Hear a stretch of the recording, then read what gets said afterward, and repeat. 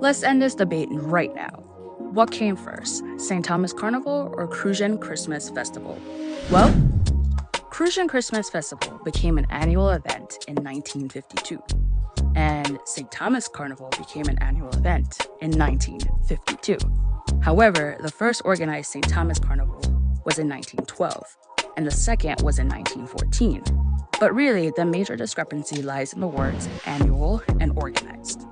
You see, both islands have a long history of masquerading, and masquerading as they knew it then has transformed into an annual organized carnival and festival as we know it today.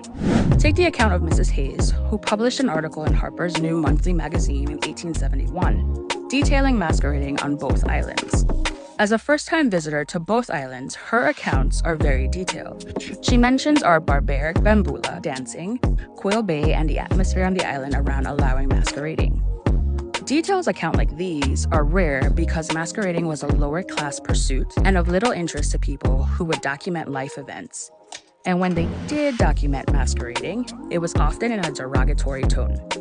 But there is documentation going as far back as December 1759 of a rebellion being planned on St. Croix during the Christmas festivities.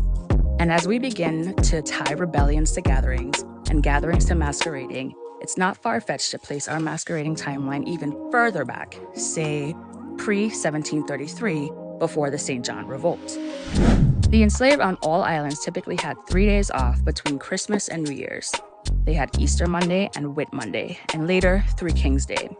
Their time off revolved around religious celebrations rather than the crop seasons like other neighboring islands. And on their time off, they mask. So it's actually really impossible to determine what came first, St. Thomas Carnival or St. Croix Festival. But what is easy to determine is that our collective history of masquerading goes back more than 270 years. That